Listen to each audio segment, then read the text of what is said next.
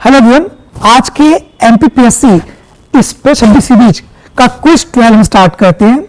और आज की सीरीज बहुत इंपॉर्टेंट है। इसमें हमने एमपी से जुड़े हुए इकोनॉमिक, कल्चर, ट्राइबल्स, ये सारे टॉपिक कवर किए हैं, जिसमें से मैक्सिमम क्वेश्चन आपको अपकमिंग एग्जाम में मिलने वाले हैं। तो पहला क्वेश्चन है कि निम्नलिखित में किस जिले में मेडी सिटी का निर्माण हो रहा है। मैंने पहले कहा था कि एमपी की वर्तमान सरकार का बहुत जोर है कि हम लोग ecosystem, ease of doing business, इसको बेटर करें। तो इसी तहत हमने मेडी सिटी का निर्माण कर रहे हैं। उज्जैन, रतलाम, भोपाल, जबलपुर, 4 ऑप्शन दिए थे, तो आपका आंसर इसमें उज्जैन। ठीक है। अगला क्वेश्चन है कि वीर भारत संग्रहालय निम्नलिखित में किस जिले में बनाया जा रहा है।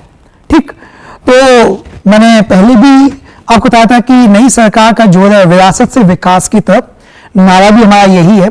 तो इसमें हम लोग बहुत सारी जो हिस्टोरिकल साइट्स हैं, जो कल्चर साइट्स हैं, उनको वापस से रिकंस्ट्रक्ट और रिनोवेट कर रहे हैं। ठीक, तो इसका आंसर तो उज्जैन दिख ही रहा है। रतलाम, भोपाल, जबलपुर, 4 ऑप्शन दिए मैंने आपको। बट आपको ये कहना कि वीर भारत संग्रहालय का थीम क्या है, हम इसमें किन चीजों को मेन फोकस कर रहे हैं। अगला क्वेश्चन है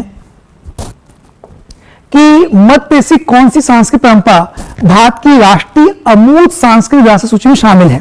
ठीक है, रिसेंटली ये हुआ है कि कुछ चीजों को नेशनल हेरिटेज शामिल किया गया है ना। तो कौन सी है? भगोरिया नृत्य, गौड़ चित्रकला, नर्मदा परिक्रमा या सभी। ठीक, तो इसका आंसर है ऑल। ठीक, आगे मैंने इसमें और क्वेश्चन पूछे हैं, वह आपको आएगा हमने। अगला है प्रदेश में प्रत्येक विकास खंड में एक भवन बनाया जाएगा। देखिए यहां पर 2 चीजें हैं। सरकार ने अनाउंस किया है कि हर एक ब्लॉक में हम एक भवन बनाएंगे, और भवन 2 तरह के होंगे, नगरीय इलाकों में अलग होंगे, ग्रामीण इलाकों में अलग होंगे। तो मैंने यहाँ पूछा है कि प्रत्येक विकास खंड में भवन। अब यहाँ पे आपको खुद ही समझना है कि मैं क्या पूछ रहा हूँ, कोशिश करिए तो समझने की। निकल आएगा आंसर से गीता गांव, वृंदावन गांव, विक्रम गांव या अयोध्या गांव। ठीक है, तो आपको ये तो बताना है कि कौन सी थीम पे हम बना रहे हैं, एक गांव को डेवलपमेंट कर रहे हैं, बड़े गांव को। इस गांव के डेवलपमेंट में क्या चीजों पर फोकस किया जाएगा, इंफ्रास्ट्रक्चर पर किया जाएगा, कल्चर पे किया जाएगा, क्या थीम होगी, ये सब आपको आगे मैंने सीरीज में क्वेश्चन में पूछा है, तो ये तैयार करना है। ठीक, तो यहाँ पे जो आपके गांव बन रहे हैं वो बन रहे हैं वृंदावन गांव। ठीक है, इसी तरह से प्रत्येक नगरीय निकाय में भी बनाया जा रहा है। वो क्या है? गीता भवन, वृंदावन भवन, विक्रम भवन, अयोध्या भवन। ठीक, तो इसका आंसर है गीता भवन। दूसरा आपको यह रखना है कि पहला गीता भवन कहां बनाया गया, ठीक है, और कब बनाया गया, थोड़ा इंपॉर्टेंट है, तैयार कर लीजिए प्रीलिम्स के पॉइंट ऑफ व्यू से। अगला है मध्य प्रदेश में श्रद्धालुओं की सुविधा के लिए आस्था भवन धर्मशाला बनाने की घोषणा की गई है। ठीक है, तो ये धर्मशाला हम कहां बना रहे हैं? ऑप्शन 1 अयोध्या में, ऑप्शन 2 चित्रकूट में, ऑप्शन 3 आपके ओरछा में, और ऑप्शन 4 काशी में। ठीक है, तो ये भी इंपॉर्टेंट है। मैं शुरुआत में कहा था कि आज का जो डिस्कशन है हमारा टॉपिक का, वो रहेगा कल्चर, आर्ट, ट्राइबल्स, इस पे।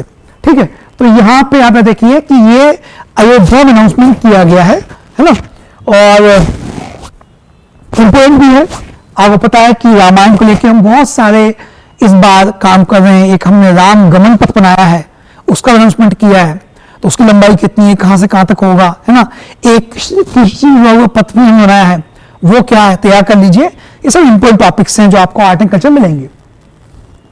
मध्य प्रदेश में राम वन गमन पथ के निर्माण कितने किलोमीटर लंबा है? डिस्टेंस मैंने पूछी एग्जैक्ट, और किलोमीटर में लिख ही दिया है, तो अब आपको उसमें बताना है कौन सा है। 1050, 1250, 1450, 1600। ठीक है, इसका आंसर सी। ठीक, सी 1450। ठीक है ना। आगे मैंने पूछा है कि मध्य प्रदेश में कितने धार्मिक शहर और ग्रामीण क्षेत्र ऐसे हैं जहां पर सरकार ने शराब की दुकानों को प्रतिबंधित कर दिया, बैन कर दिया है। नंबर ऑफ कितने हैं? रिसेंटली जब एमपी सरकार को 2 साल पूरे हुए, तो माननीय सीएम ने अपने 2 साल की उपलब्धियों में बताया कि हमने इतने इलाकों में शराब को बैन किया है। ठीक, वो अलग बात है कि जबलपुर के इलाके में नकली शराब पी के बहुत बड़ी संख्या लोग मरे। ठीक है, और छतरपुर में बड़ी संख्या में लोग जो है आपके छिंदवाड़ा के इलाके में बड़ी संख्या में लोग मरे आपके नकली जो कफ से उसको लेके। ठीक है, तैयार कर लीजिए, इंपॉर्टेंट है। 15, 17, 19, 21, तो इसका आंसर है 19। आगे स्वास्थ्य सुरक्षा एवं राष्ट्रीय सुरक्षा अधिनियम 2025 के वे प्रावधान जिनके तहत पान मसाला इकाइयों पर उपकर लाने का प्रस्ताव है कब से लागू होगा। अभी रिसेंटली बहुत चर्चा में था, गवर्नमेंट ने कहा था कि हम सिंग टैक्स, हम अकॉर्डिंग पढ़ेंगे, सिंग टैक्स को बढ़ाने की कोशिश कर रहे हैं। प्रेस कॉन्फ्रेंस में वर्ड का इस्तेमाल किया गया था कैबिनेट की बैठक के बाद। तो ये कब से लागू होगा, किस डेट से लागू होगा? 1 फरवरी, 21 जनवरी, 31 जनवरी, 1 मार्च, 1 अप्रैल। तो ये लागू होगा आपका 1 फरवरी से। ये आज के द हिंदू के फ्रंट पेज की न्यूज है। ठीक है, तो तैयार कर लीजिएगा। आगे एक और न्यूज भी बनाई है, इंपॉर्टेंट है ये, जलवायु परिवर्तन को लेकर। इस साल आपके ब्राजील में एक बड़ा समिट हुआ कोप का। तो आपको बताना चाहिए कि कोप क्या है, कॉन्फ्रेंस ऑफ पार्टीज क्या है, यूएनएफसीसी कब बना। ठीक है, तो इन सबसे जुड़ा हुआ क्वेश्चन है कि जलवायु परिवर्तन पर संयुक्त राष्ट्र का ढांचा सम्मेलन, एक अंतर्राष्ट्रीय संधि जिस पर 1992 सहमति बनी थी। ठीक है, और पक्षों का सम्मेलन कॉन्फ्रेंस ऑफ पार्टीज यूएनएफसीसी का सर्वोच्च निकाय है और इसकी पहली बैठक 1995 बर्लिन में हुई थी। तो ये दो स्टेटमेंट दिए मैंने, ये दोनों करंट अफेयर जुड़े हुए हैं। और क्योंकि आपको पता है कि एमपी गवर्नमेंट भी ग्रीन डेवलपमेंट बहुत जोर दे रही है, तो आपको पता होना चाहिए कि इसमें इससे कुछ हो सकते हैं प्रिंसिपल एनवायरमेंट में। तो ऑप्शन है केवल एक, केवल दो, एक और दो सही है, और डी ना एक ना दो। तो इसका आंसर है बोथ, नन। आंसर इसका बोथ, दोनों स्टेटमेंट करेक्ट है। 1 जनवरी अभी हमारी बीती है परसों, और नए साल का पहला सूर्य दिवस, पहली सूर्य की किरण कहां पड़ी, मैंने इस पर क्वेश्चन पूछा है। यह भी द हिंदू में पूरा एक फोटोग्राफ आया था, और उसमें बाकायदा जिस इलाके में ये पहली किरण पड़ती है वहां पे लोग सेलिब्रेट करते हैं, फेस्टिवल मनाते हैं। स्टेट गवर्नमेंट ने वहां पे एक स्टेट गवर्नमेंट का फेस्टिवल स्टार्ट किया है। तो ये पहली किरण किस बस्ती पड़ती है? Option A Dong, option 2 Itanagar, option 3 mayor, option 4 Mishmi. तो आप देखिएगा, मैंने बताया था कि सिक्किम हो गया, इस तरह से अरुणाचल प्रदेश में आप देखिए यहाँ पे कुछ जगह मिलेगी आपको डोंग करके, जहां पर इस प्रकार का फेस्टिवल ही शुरू किया गया है। आगे अगला मैंने पूछा है कि भारत के कुल बोए गए क्षेत्र में लगभग कितना परसेंट वर्षा पर आधारित है। ठीक, और यह भूमि देश के लगभग कितना परसेंट उत्पादन में कंट्रीब्यूट करती है। मतलब ऐसा कितना इलाका है जिसकी सिंचाई केवल वर्षा से होती है टोटल में से, और ये इलाका एक्चुअल में हमारे टोटल प्रोडक्शन में कितना कंट्रीब्यूट करता है। तो मैंने फिगर्स दिए हैं कुछ, ये आपके लिए मेंस में काम आएगा यदि आप सिंचाई, इरिगेशन आदि को लेना चाहें और भारत में किसानों की आय दुगनी करने के कदमों को बताना चाहें, तो वहां पे इस फैक्ट्स को यूज कर सकते हो आप कि हमें इस तरह के इसको कम करना पड़ेगा, ऑब्वियसली वर्षा पर खेती को करना पड़ेगा। ठीक, और क्लाइमेट डाइवर्सिफिकेशन जो क्रॉप पैटर्न है उसके तरफ बढ़ना पड़ेगा। ये भी मैंने द हिंदू से फिगर लिया है, 51, 40, 40, 50, 53, 57, 40, 53। तो इसका आंसर है ए 51, 40। इन क्वेश्चंस की और डिटेल हमारे जो एप्लीकेशन है वहां आपको बहुत डिटेल मिल जाएगी, जहां से मैंने क्वेश्चन उठाया है। तो इसके बारे में डिटेल चाहिए तो वहां पे आपको डिटेल इंफॉर्मेशन मिल जाएगी। आगे रिसेंटली हमने एक एक्सरसाइज करी है, नाम है इसका रेगिस्तान चक्रवात सेकंड अभ्यास। ये किस साथ किया है? संयुक्त अरब अमीरात, सऊदी अरब, इजराइल, अमेरिका चर्चा में है, बहुत इंपॉर्टेंट है।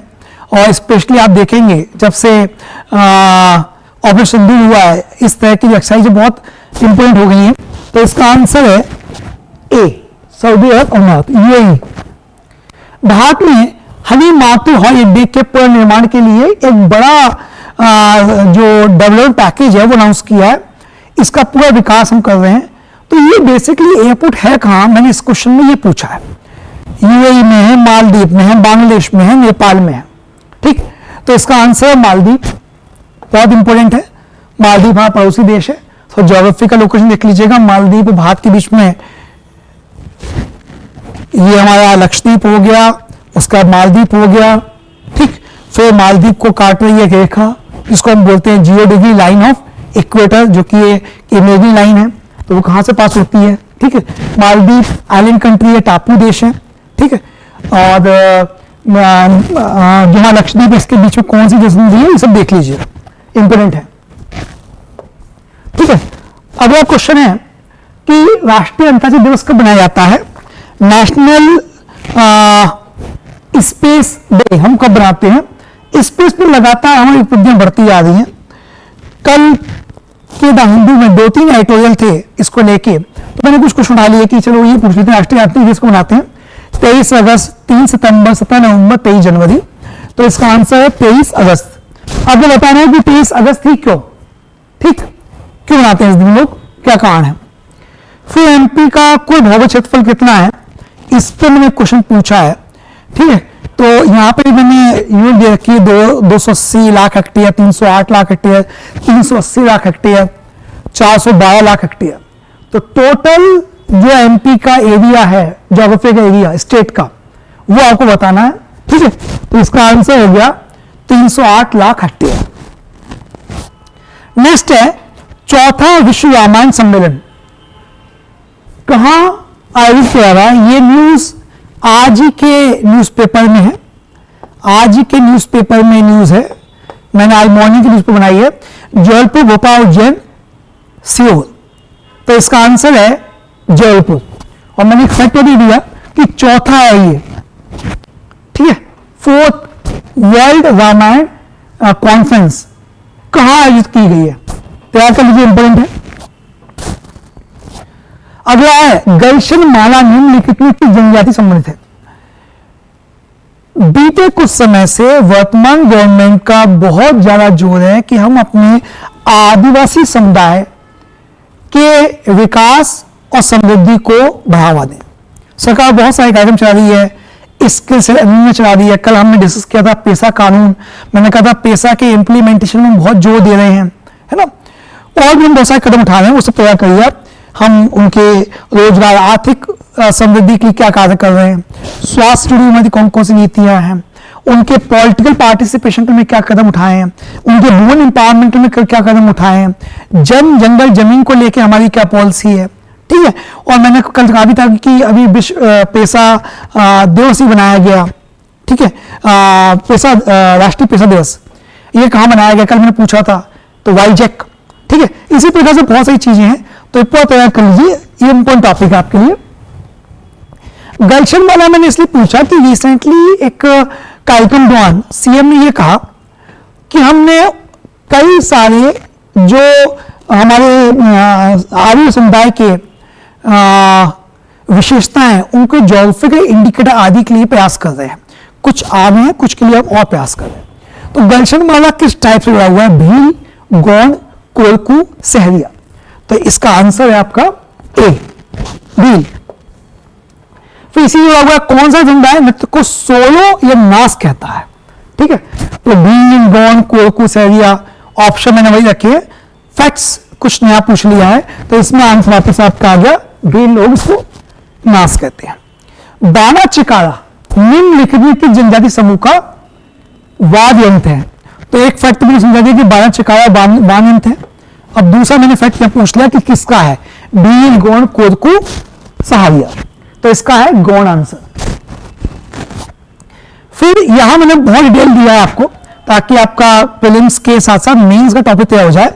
मैंने कुछ लाइन दी है, फिर पूछा इनमें से कौन सा स्टेटमेंट करेक्ट है। लाहरी, पाली, गसोला, आमा, सोमो, सलावाड़ी, दोरावाड़ी, घोड़ी, भगोरिया आदि भील जनजाति समूह की बहुप्रचलित नृत्य शैलियां हैं।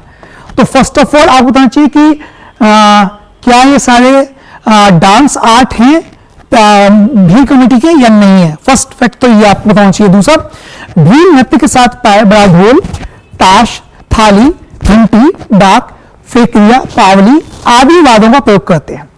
तो इनमें से कौन सा कहिए, एक, दो, दोनों, कोई नहीं।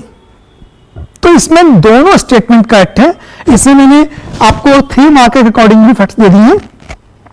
मेंस में कि ये सब विशेषताएं भील डांस जो उनकी शैली है, स्टाइल, उसकी विशेषता है। अगला मैं पूछा है कि फिर वही दो स्टेटमेंट दिए, कोलकू जनजाति के नृत्य प्राय मिथकों पर आधारित होते हैं, ठीक है, और एवं पूर्व प्रसंगों जो होते हैं। फिर मैंने दूसरा स्टेटमेंट दिया कि जनजाति नृत्य के साथ ढोल, ढोलक, मदा, टिमकी, डफ, अलगोजा, बांसुरी, पवई, घुंघरू, ये सब वाद्य यंत्रों को यूज करते हैं। केवल एक, दोनों, ये कोई नहीं।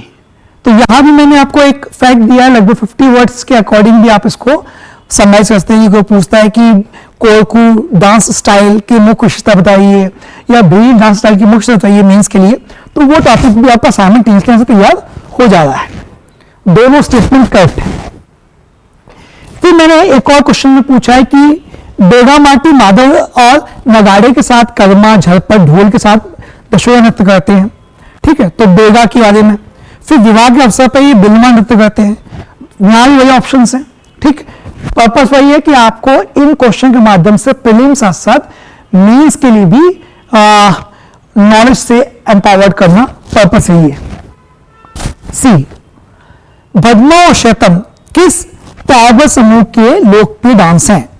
कोलकू, भारिया, सहरिया, भील, ठीक है, तो ये मैंने सीधा फैक्ट पूछा है, भारिया जनजाति। बी, निम्नलिखित में कौन सा अनुसंधान है विशेष रूप से तेजाजी और राम देवरा के प्रसंगों पर आधारित डांस करते हैं? यहां भी चार ऑप्शन, कोलकू, भारिया, सहरिया और भील। तो आंसर हो गया आपका सहरिया जनजाति, ठीक। फिर लास्ट क्वेश्चन है, यहां भी मैंने कोशिश करी है कि आपको डिटेल में इंफॉर्मेशन दी जाए एक पर्टिकुलर कम्युनिटी के बारे में, ठीक है। वो ये कि कौन सी जनजाति समूह चैत माह में देव दशहरा, चाची और गोकल नृत्य, बैसाख माह में थपाटी, ज्येष्ठ माह में धंगल और श्रावण माह में दंडा नृत्य, कुवार माह में होलिया, चिल्लीगुड़ी और कार्तिक के पड़ाव पर थात्या और विवाह के अवसर पर महिलाओं द्वारा गडली नृत्य लोकप्रिय है। ट्राइबल्स चार कमेटी मैंने दी हैं, कोलकू, भारिया, सहरिया, भील जनजाति। ऑप्शंस आपके पास हैं और इसमें आंसर कोलकू जनजाति। तो आज के सेशन में मैंने आपको एमपी के ट्राइबल्स आर्ट कल्चर पे बेस्ड क्वेश्चन दिए जो प्रीलिम्स और मेंस दोनों पॉइंट से काफी महत्वपूर्ण है। Thank you.